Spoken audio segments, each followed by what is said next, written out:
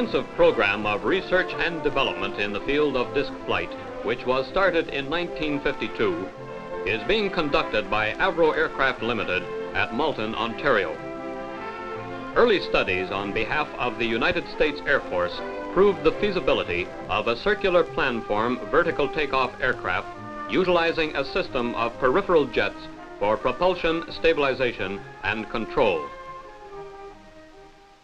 The current phase of the program entails the design and construction of the Avrocar.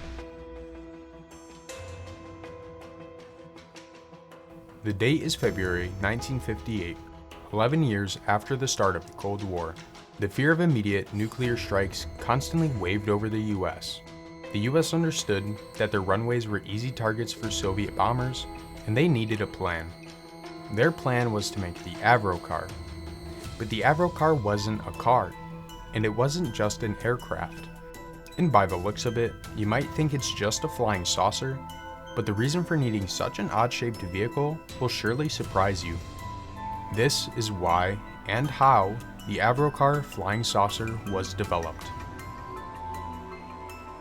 First, let's talk about why the Avrocar is the shape it is.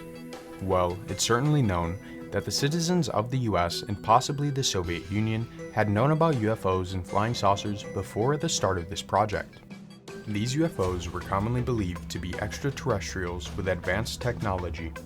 Dating as closely as a year prior, there is archived official UFO sightings. The understanding that UFOs are shiny, flying saucers manned by unknown beings was so common that it would cause fear when seen by the average citizen, or by the enemy. Whether that part was intentional or not, it surely did just that. And with the United States' fears that their runways could be bombed by the Soviets, this disc-shaped aircraft was the perfect thing for ascending through a shaft that would lead to the surface from an underground airbase, leaving their airbases protected from any Soviet bombings. Once they had the reason to make the Avrocar, the US immediately got to work. Seeing that this would help both countries, they decided to team up with Canada. They planned to invest $3,168,000 in funding the Avrocar.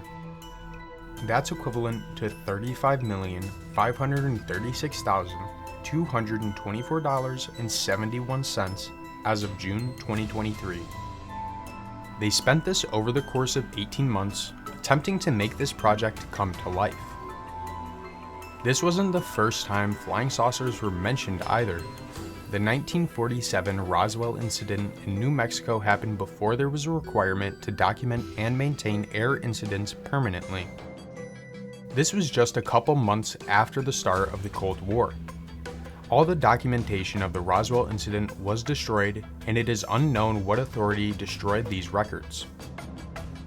The only records that remain are of a singular FBI record revealing that there was a high-altitude weather balloon with a radar reflector that had been recovered in Roswell. That incident refers to the Army Air Force's personnel in Roswell that were originally credited with the recovery of a flying disc. The following day, Commanding General of the U.S. 8th Air Force in Fort Worth, Texas, announced that the Roswell Army Airfield had recovered a crash radar tracking weather balloon and not a flying disc. The research and development in the field of disc flight started in 1952, just 5 years after the Roswell incident. The Avrocar, being made another 7 years later, was a concept design that was supposed to reach 225 knots and fly 400 feet above terrain up to 10,000 feet in altitude. You can see here the Avrocar being modeled with wood as a concept beforehand. This wooden model would be constructed into two larger pieces that would then be put together to make the whole aircraft. The prototype Avrocar would be made up of 3 separate pieces that would then be put together. Both models would contain 3 Continental J69 engines, each with their own fuel tank. The exhaust gas from the engines would also be vented through pipes to be used as gas generators.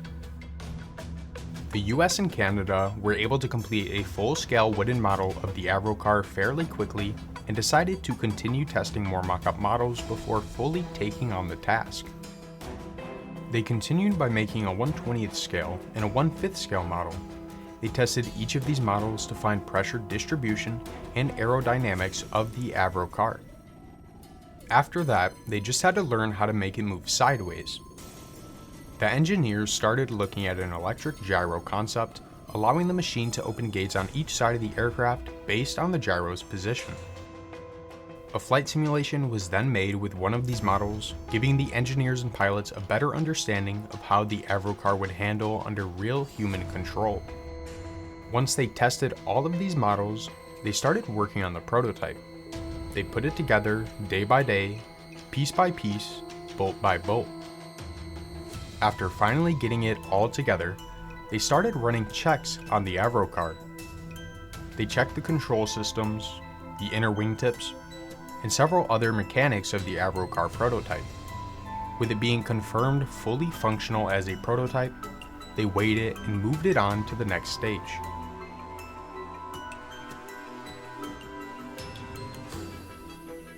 Welcome to the end of the video. If you're interested in learning more about this aircraft and you want to see more declassified videos testing this aircraft, please like and subscribe. I have about 54 more minutes of film building and testing this aircraft. The information I am displaying was all accessed publicly through archives.gov and www.govinfo.gov for information referencing the Roswell incident.